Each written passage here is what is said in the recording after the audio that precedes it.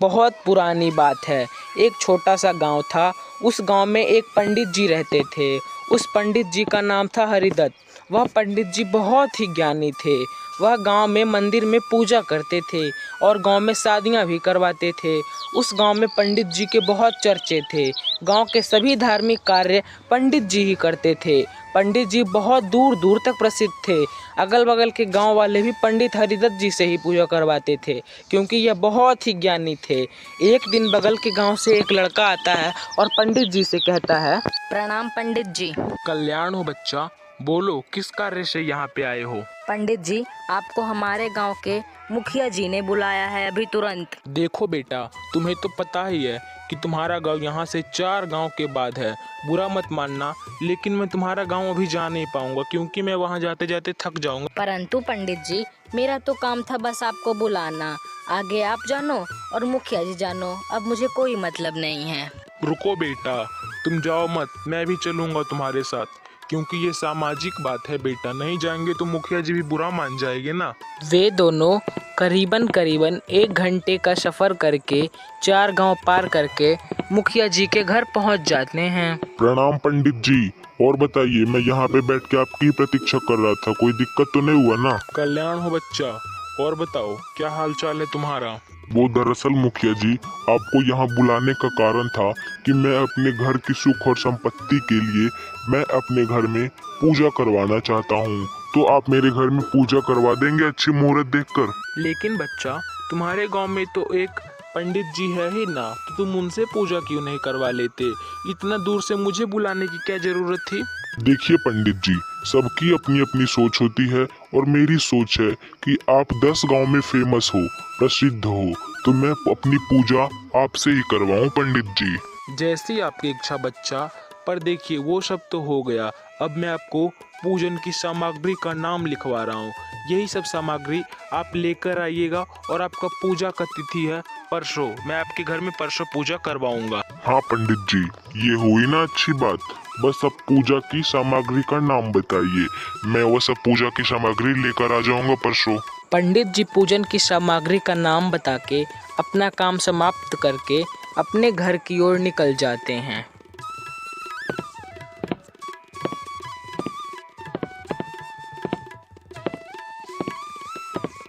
तो बच्चा, तैयार हो अपनी पूजा करने के लिए। व्यवस्था तो किए हो ना, पूरी जितनी सामग्री लिखवाए थे उतनी। पंडित जी, ये भी कोई कहने वाली बात है क्या? आप जितना सामग्री लिखवाए थे उससे सब सामान विशेष विशेष ही लाया हूँ, आप बस पूजा करवाइए। पंडित जी ने पूजा संपन्न कर दी। तो बच्चा, आपका पूजा अब संपन्न हुआ। अब मैं अपने गांव की ओर निकलता हूँ, शाम होने वाली है। प्रणाम पंडित जी, आपका बहुत बहुत धन्यवाद जो आप मेरे घर आकर पूजा करवाए। और मुझसे कोई भी छोटी या फिर बड़ी गलती हुई हो पंडित जी, तो आप मुझे माफ कर दीजिएगा। धन्यवाद। अरे नहीं बेटा, ऐसी कोई भी बात नहीं है। बहुत अच्छे से पूजा हुआ। तुमको पूजा का लाभ भी बहुत जल्दी देखने को मिलेगा। इतना कहकर पंडित जी वहाँ से निकल जाते हैं। और पंडित जी जो रास्ते से गुजर रहे थे, उस रास्ते में 4 चोर रहते थे। और आज 4 चोरों की नज़र पंडित जी पे ही पड़ जाती है। चारों चोरों ने आज योजना बना ली थी कि आज पंडित जी को ही लूटना है। क्यों, क्या बोलते हो यारो? आज उस साले पंडित को ही लूट लेना है। वो डेली सबको लूटता है, आज हम लोगों से लूट लेते हैं, तब उसे समझ में आएगा। अरे तू पागल हो गया क्या? हम लोग पंडित को लूटेंगे, भगवान हम लोग को मार डालेगा ऊपर जाएंगे तो। तेरा दिमाग तो खराब नहीं है ना? पंडित को लूटना अच्छी बात नहीं है, समझा? देख भाई, तुझे लूटना है तो लूट, वरना मत लूट, लेकिन हम लोग तो जरूर लूटेंगे उस पंडित को। आज सबक सिखाई देना है उस पंडित को, बहुत लूटता है रोज सबको। आज हम लोग उसे लूटेंगे। तुझे लूटना है तो लूट, नहीं तो घर जाके सो। हैं? नहीं नहीं, तुम लोग चोरी करोगे, मैं मुंह देखता रहूँगा? गलत बात है। तुम लोगों का साथ दूंगा, मैं भी चोरी करूँगा। चलो। जब पंडित जी पहले ही गांव से गुजर रहे थे, तब उन्हें एक चोर मिलता है। और वही चोर रास्ते में पंडित जी से कहता है, पंडित जी, आपको बेवकूफ़ बनाया जा रहा है। आपके पास जो पैसा है ना, वो पैसा नहीं बल्कि कागज है, कागज। आपको उस मुखिया ने बेवकूफ़ बना दिया, और आप बेवकूफ़ बन भी गए पंडित जी। मूर्ख बालक, तुम ये क्या बोल रहे हो? मुझसे मजाक कर रहे हो? पंडित जी से मजाक? मजाक करने की भी कोई उम्र होती है बेटा? मैं अभी मजाक करने का उम्र नहीं है मेरा। मेरा काम करने दो, मेरे रास्ते से तुम हट जाओ बेटा। पंडित जी, आप गलत समझ रहे हैं। मैं यहाँ कोई मजाक करने नहीं आया हूँ। मैं यहाँ पे आपको सच बात बता रहा हूँ। आप ये पैसा जिसको भी दोगे वो आपको मूर्ख समझेगा, क्योंकि ये कागज़ है और कागज़ कोई भी नहीं लेगा पंडित जी। इसीलिए मैं कहता हूँ ये कागज़ को आप फेंक दो। समझ रहे हो ना आप मेरी बात? आप मूर्ख बन जाओगे अगर किसी को भी ये कागज़ दे दोगे तो। इतना सब कुछ कहकर पंडित जी दूसरे गांव की ओर निकल ही रहे थे कि उन्हें कुछ देर बाद एक चोर और मिलता है और वही चोर पंडित जी से फिर कहता है, क्या पंडित जी, उस मुखिया यहाँ से आ रहे हो ना? ठग लिया ना आपको उस मुखिया ने कागज देकर आपको पूरी तरह से ठग लिया और आप कागज को ले भी लिए। मेरी बात मानो, आप उस कागज को मुझे दे दो, वरना आपका अपमान हो जाएगा कहीं पे भी। दुष्ट आदमी, ये क्या मजाक कर रहे हो सब लोग मुझसे? मैं कोई मजाकिया आदमी दिखता हूँ क्या? कहाँ कागज है मेरे पास? वो पैसा है पैसा। कागज तुम लोग क्यों बोल रहे हो? वो तुम लोगों की दिमाग तो खराब नहीं हो गई है ना? कब से कागज कागज लगा के रखा है? दुष्ट बालक, निकल जाओ यहाँ से, जाओ। जैसे आपकी मर्जी पंडित जी, बस मैं तो आपको बता रहा था, मैं कहाँ मजाक कर रहा था। सच बात है पंडित जी, आप मेरी बात मान लो अभी भी, वरना कहीं पे भी आपका अपमान हो जाएगा। पहले भी एक गांव में मिला था ना, क्या सारे लोग पागल ही हैं क्या पंडित जी? आप लोग मेरी बात मानो, वरना कहीं पे भी आपकी बेइज्जती हो जाएगी, अपमान हो जाएगा, ऐसे ही रोते रह जाओगे। बात मान लो मेरी। अब पंडित जी सोच में पड़ गए थे कि ये सारे लोग नोट को कागज क्यों बोल रहे हैं, कहीं सारे लोग पागल तो नहीं हो गए। लेकिन आगे चल के तीसरे गांव में एक और चोर मिलता है और पंडित जी से कहता है, पंडित जी, आप मेरी बात मान लो। आप ना अपने कागज को फेंक दो, क्योंकि वो मुखिया ना आपको पागल बना दिया है। नोट समझाकर कागज दे दिया आपको, कागज पकड़ा दिया। मेरी बात मानो, फेंक दो, वरना आपका कहीं पे भी अपमान हो सकता है। आप मेरी बात मानो, उस कागज को मुझे दे दो या फेंक दो पंडित जी। मूर्ख मनुष्य, तुम लोगों को हो क्या गया है आज? सब लोग कागज बोल रहे हो, मुझे पागल बनाने की सोच रहे हो क्या आज? सब लोग नोट को कागज बोल रहे हैं, तो कहीं तुम लोगों का दिमाग तो खराब नहीं हो गया सारे गांव वालों का? जहाँ पे भी जा रहे हैं नोट को कागज बोल रहे हो। तुम लोग मेरा दिमाग मत खराब करो, मैं समझ रहा हूँ तुम लोगों की बात, पागल। जैसी आपकी मर्जी पंडित जी, मैं तो आपकी भलाई के लिए ही बोल रहा था कि आप उन कागज फेंक दोगे ना तो आपकी भलाई हो जाएगी, आप अपमान से बच जाओगे। पर आपको कहाँ दूसरों की बात माननी है? पिछले गांव में ही आपको समझाया था ना, मुझे सब पता है, पर आपने किसी की बात नहीं मानी। मेरी बात मान लो। वैसे तो आपकी मर्जी, आपको जो करना है सो करो, मैंने तो आपकी भलाई के लिए ही बोला था। अब पंडित जी को वही टेंशन सता रही थी कि ये सारे लोग नोट को कागज क्यों बोल रहे हैं। अब पंडित जी चौथे गांव जैसे ही पहुंचने वाले थे कि उन्हें चौथा चोर मिलता है और वही चोर पंडित जी से फिर से कहता है, और पंडित जी, कागज लेकर कैसा मजा आया? 4 गांव पार करके कागज ढोकर आए हो, कोई फ़ायदा हुआ? मेरी बात मान लो, कागज को फेंक दो। गांव आ गए हो, किसी के पास जाकर ये कागज दोगे, अपमान ही होगा आपका।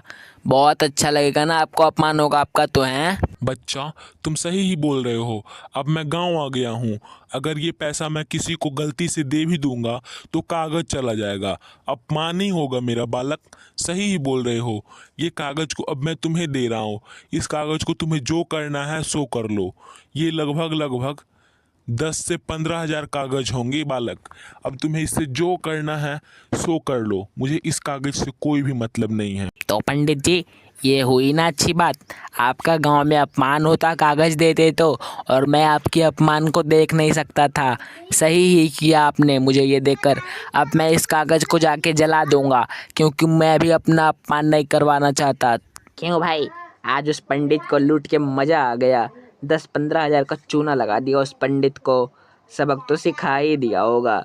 समझ में भी नहीं आया कैसे चोरी कर लिया उस पंडित का, दिमाग खराब हो गया होगा।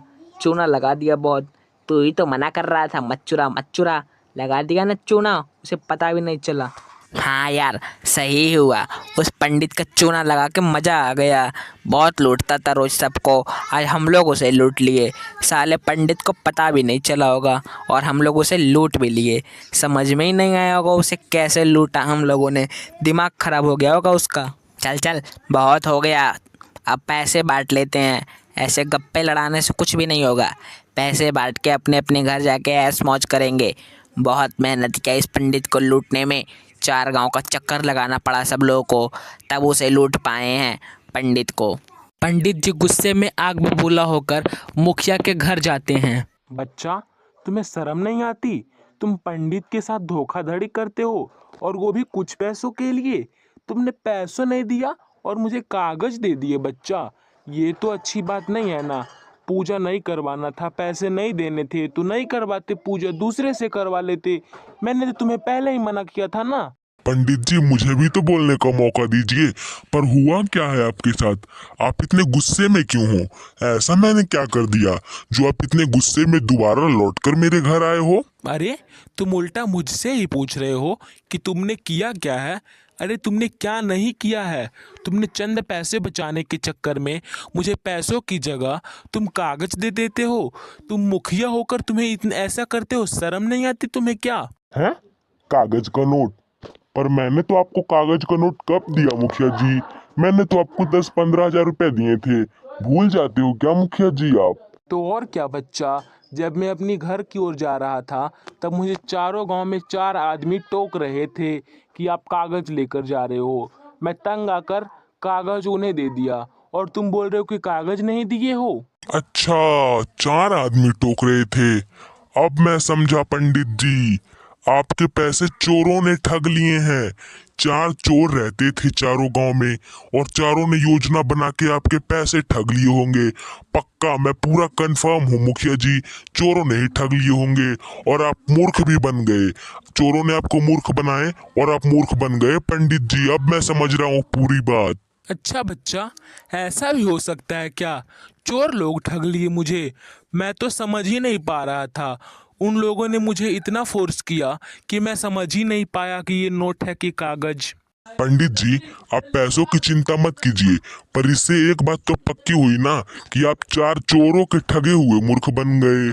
क्या आप भी पंडित जी, आप भी तो अब नाक कटवा दिए अपने गांव की, और जिस गांव में आप प्रसिद्ध थे उस गांव की नाक कटवा दिए आप भी ना पंडित जी। हट।